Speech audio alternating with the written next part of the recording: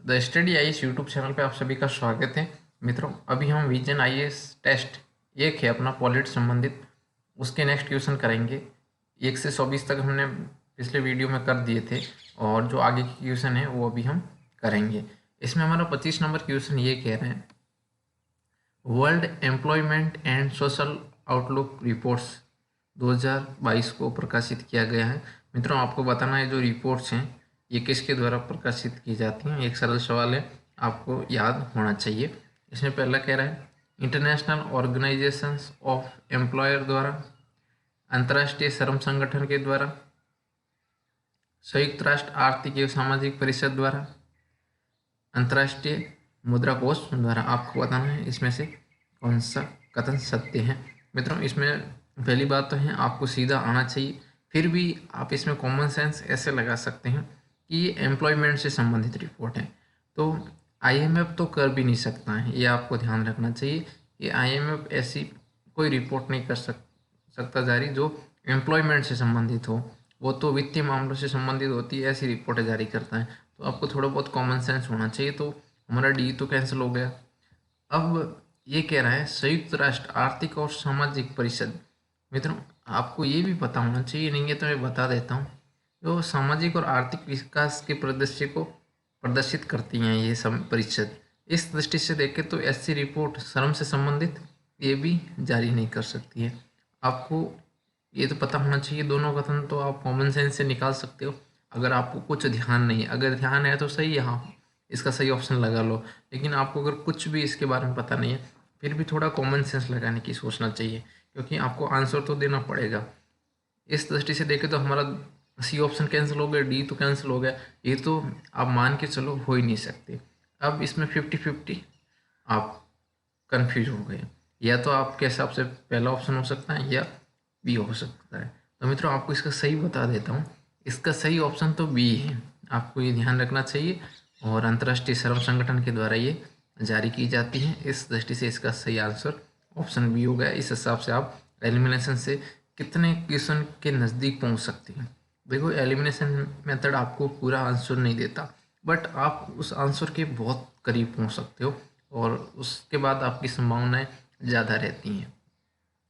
और इसी के साथ हम अगले क्वेश्चन पर बढ़ते हैं। अगला क्वेश्चन हमारा ये कह रहा है 26 नंबर, निर्वाचन आयोग के संदर्भ में निम्नलिखित कथनों पर विचार कीजिए। आपको निर्वाचन आयोग के संदर्भ में जो कथन दे रखे हैं, इस कथनों के बारे में बताना है कौन सा कथन सही है। आपको मित्रों सही कथन ही पूछे, 3 कथन दे रखे, 3 में से कौन सा सही है और कौन सा सही नहीं है, ये आपको बताना है। पहला कथन हमारा ये कह रहा है, अनुच्छेद 324 के तहत सेवा की शर्तें एवं पदावधि को निर्धारित किया गया है। आपको बताना है ये कथन सत्य है या असत्य। तो मित्रों, आप सभी को पता होना चाहिए, जो हमारे निर्वाचन आयोग हैं उनकी जो सेवा अवधि और शर्तें हैं, तो वो एक संविधान के तहत नीति नहीं है। आपको ये ध्यान रखना चाहिए। और इसका गठन 324 के तहत किया गया है, लेकिन इसमें ये नहीं दे रखा कि कितने टाइम तक निर्वाचन आयुक्त है वो पद पर रहेगा और इसकी क्या सेवा शर्तें होगी, वो सब राष्ट्रपति निर्धारित करता है। ये आपको ध्यान रखना चाहिए। ये जो संवैधानिक पद होते हैं, इसमें ज़्यादातर आपको एक कॉमन सेंस बता देता हूँ, सेवा शर्तें और पदावधि ये राष्ट्रपति निर्धारित करता है। इसमें कोई संविधान में ऐसा नहीं है कितने साल रहेगा। इस दृष्टि से हमारा पहला ऑप्शन रॉन्ग हो गया, आपको बता देता हूँ। इसमें हम एलिमिनेशन देखते हैं, अगर एलिमिनेशन से हो जाता है तो कर देते हैं, नहीं तो देखो मित्रों, आपको कुछ नहीं यही पता होना चाहिए, बाकी की जो पता भी नहीं है फिर भी आप इसका आंसर निकाल सकते हैं। आपको ध्यान रखना चाहिए। हमारा दूसरा कथन यही कह रहा है, निर्वाचन आयोग में चर्चा किए जाने वाले मामलों पर मुख्य निर्वाचन आयुक्त वीटो पावर का प्रयोग कर सकता है। आपको बताना ये कथन सत्य है या असत्य। क्या मुख्य निर्वाचन आयुक्त वीटो पावर का उपयोग कर सकता है या नहीं कर सकता है। तो मित्रों, आप एलिमिनेशन मेथड से लगाओगे तो आप सभी को पता होना चाहिए, इसका आंसर निकल गया। क्योंकि हमारा एक रॉन्ग हो जाता है तो पीछे केवल सही 3 ही बचता है। अगर आपको वीटो के बारे में अगर ध्यान भी ना हो, फिर भी आप इसका आंसर आसानी से निकाल सकते हैं, क्योंकि एक निकल गया तो हमारा ये गया ऑप्शन 1, और ऑप्शन सी भी कैंसिल हो गया हमारा, और ऑप्शन डी भी हमारा कैंसिल हो गया। अब हमारे पास केवल 3 बचा है, तो तीसरा ऑप्शन हमारा सही होगा। तीसरा ऑप्शन ये कह रहा है जो हमारे मुख्य निर्वाचन आयुक्त हैं वो क्या ये कह रहा है कि वो राष्ट्रपति के पश्चात पर ये पद धारण नहीं करता है। तो मित्रों ये हमारा कथन सही है, क्योंकि इसको केवल महाभियोग के द्वारा ही हटाया जा सकता है। इस दृष्टि से हमारा ये कथन सत्य हो गया। और जो वीटो के मामले में बता देता हूँ, इसमें ऐसे वीटो को कोई प्रावधान नहीं है, इसमें बहुमत के आधार पर निर्णय लिया जाता है। इस दृष्टि से हमारा दूसरा कथन असत्य हो गया। तो इसका सही आंसर ऑप्शन बी होगा, केवल और केवल तीसरा सही होगा। और इसी के साथ हम अगले क्वेश्चन की तरफ बढ़ते हैं। अगला क्वेश्चन हमारा ये कह रहा है निम्नलिखित पर विचार कीजिए, जो ऑप्शन दे रखे उस पर विचार कीजिए। ये कह रहा है उपरोक्त में से किन विशेष परिस्थिति या परिस्थितियों का भारतीय नागरिकों के मौलिक अधिकारों पर प्रभाव पड़ता है। इसमें मित्रों ये कह रहे हैं जो ये शासन प्रणाली के जो पार्ट है इसके दौरान कि भारतीय मूल अधिकारों पर प्रभाव पड़ता है। आप सभी को पता होना चाहिए राष्ट्रपति शासन के दौरान पड़ता है या नहीं पड़ता है, राष्ट्रपति जो आपातकाल लगता है उसके दौरान आपको बताना है, और जो सैनिक शासन है उसके दौरान क्या प्रभाव पड़ता है वो आपको बताना है। पहला कथन ये कह रहा है राष्ट्रपति शासन। मित्रों आप सभी को पता होना चाहिए कि राष्ट्रपति जब शासन लगता है, जब राज्य की कार्य प्रणाली जो सभी संवैधानिक ढांचे के अनुसार नहीं चल रही है, उस टाइम राष्ट्रपति शासन लगता है। अब इसमें जनता का कोई हित नहीं है, ना जनता की इसमें भागीदारी है। ये तो जो अपने शासन पर विराजमान है वो नहीं चला रहे, तो अपन जनता के अधिकारों का क्यों हनन करेंगे, उनके अधिकारों पर क्यों प्रतिबंध लगाएंगे। ये आपको एक कॉमन सेंस होना चाहिए। आप इस हिंट से याद रखोगे तो आपको लाइफ टाइम याद रहेगा। तो यहाँ तो जो शासन प्रणाली है वो संवैधानिक उपबंधों के अनुरूप नहीं चल रही है, तो यहाँ जनता के मूल अधिकारों को रोका नहीं जा सकता, उसको प्रतिबंधित नहीं किया जा सकता। यह आपको ध्यान रखना चाहिए। इस दृष्टि से हमारा ये कथन असत्य हो गया। दूसरा कह रहा है राष्ट्रीय आपातकाल। मित्रों राष्ट्रीय आपातकाल के जो आधार हैं वो आप सबको पता होना चाहिए। ये राष्ट्रीय आपातकाल के आधार जनता विद्रोह हो जाए, बाहर से कोई आक्रमण हो जाए, उस टाइम अगर जनता सहयोग नहीं कर रही है तो आप मूल अधिकार उसके प्रतिबंधित कर सकते हो। ये प्रावधान है हमारा। इस दृष्टि से हमारा दूसरा कथन सत्य हो गया। और कॉमन सेंस होना चाहिए आप में। सैनिक शासन में तो मूल अधिकार निश्चित तौर से प्रभावित होते ही हैं। इस दृष्टि से हमारा ये तीसरा कथन भी सत्य हो गया। तो 2 और 3 सत्य हो गया, तो इसका सही आंसर आपका ऑप्शन सी होगा, केवल 2 और 3। इसी के साथ हम मित्रों अगले क्वेश्चन पर बढ़ते हैं। अगला क्वेश्चन हमारा ये कहना है 28 नंबर। ये कह रहा है निम्नलिखित में से कौन से निर्देशक सिद्धांत 42वें संविधान संशोधन के द्वारा जोड़े गए हैं। मित्रों आपको जो निर्देशक सिद्धांत हैं, नीति निर्देशक सिद्धांत हैं, वो 42वें संविधान संशोधन के माध्यम से जोड़े गए हैं। उसमें कौन कौन से प्रावधान थे आपको ये बताना है। और आपको इसमें सही कथन ही पूछा है, देख लें यहाँ पे सही कथन ही पूछा है। इसमें पहला ये कह रहा है बच्चों के स्वास्थ्य विकास के लिए अवसर सुरक्षित करना। जो बच्चे हैं उनके हेल्थ के संदर्भ में एक प्रावधान है, क्या ये जोड़ा या नहीं जोड़ा आपको बताना है। और समान न्याय को बढ़ावा देने और गरीबों को निःशुल्क विधिक सहायता प्रदान करना। तो मित्रों आप सभी को पता होना चाहिए इस अनुच्छेद को नीति निर्देशक तत्व के तहत जोड़ा गया है। और जो ये अमेंडमेंट किया गया था 42वां, इसका मूल मोटिव यही था, सामाजिक न्याय के उद्देश्य से ये किया गया। तो सामाजिक न्याय में क्या आएगा, बच्चों के हेल्थ आएगा, जो अपने विधि को प्राधिकरण है, विधिक प्राधिकरण है, उसकी स्थापना इसी के तहत करने का प्रावधान था।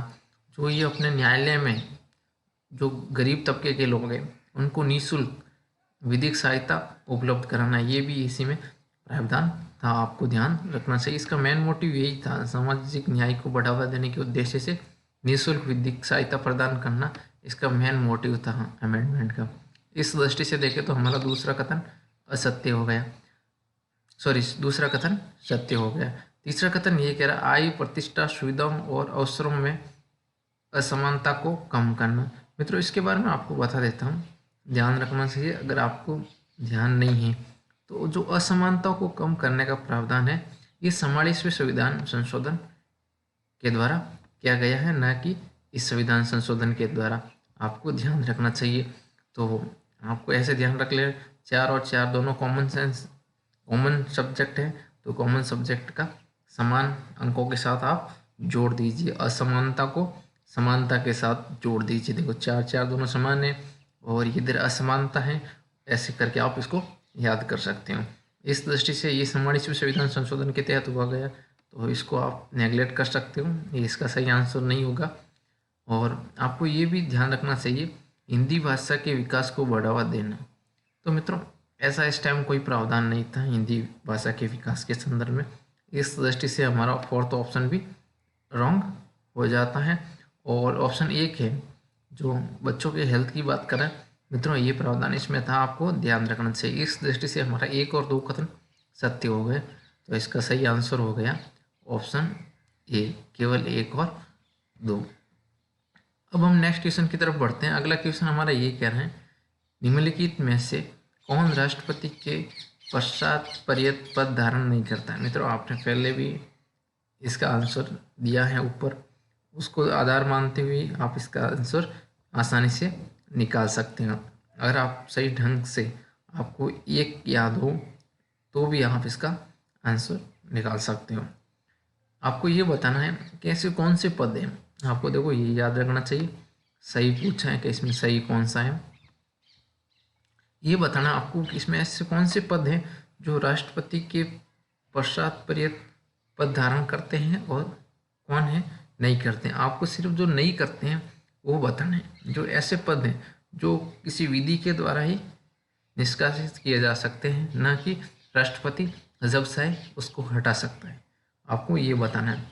तो मित्रों आप सभी को पता होना चाहिए, एक क्या अपना ये संवैधानिक पद हैं, एक संवैधानिक रूप से गठित हैं, तो इसको ऐसे तो हटा नहीं सकता, वही ऐसे तो राजनीतिक प्रेरित होता है तो वो कब भी हटा सकता है। तो आपको ये कॉमन सेंस रखना चाहिए, संवैधानिक पद है उसको सामान्यतः राष्ट्रपति पश्चात पर्यत नहीं हटाता, लेकिन एक महान्यायवादी ऐसा है, ये सरकार की सहायता के लिए स्थापित किया गया है, तो इसको राष्ट्रपति कभी भी हटा सकता है बिना किसी कोई विधि प्रक्रिया के द्वारा। ये आपको एक ध्यान रखना चाहिए। बाकी सब जो पद हैं संवैधानिक, उनको किसी विधि प्रक्रिया के द्वारा ही हटाया जा सकता है। इस दृष्टि से हमारा पहला कथन गलत हो गया है, ये राष्ट्रपति के पश्चात पर्यंत है। और बाकी जो पद हैं दूसरा और तीसरा और चौथा, मुख्य चुनाव आयुक्त, संघ लोक सेवा आयोग के सदस्य और कैग, इनको किसी विधि जैसे महाभियोग हो गया, जो यूपीएससी की है सदस्यों को हटाने की विधि है वो अलग है, तो उसी विधि से हटाया जा सकता है, न किसी राष्ट्रपति के आदेश के द्वारा। आपको ये ध्यान रखना चाहिए। एक आपको ये अपवाद रूपी है सामान्यता कि इसमें राष्ट्रपति के अध्यादेश या उसके आदेश के द्वारा ही हटाया जा सकता है महान्यायवादी को। इस दृष्टि से इसका सही आंसर हो गया 2 3 4 ऑप्शन, 2 3 4 ऑप्शन ऑप्शन बी में आ रहे हैं, ये आपको ध्यान रखना चाहिए। इसी के साथ मित्रों हमारी श्रृंखला समाप्त हो जाती है। आप वीडियो को लाइक करें, शेयर करें और चैनल को सब्सक्राइब करें। धन्यवाद।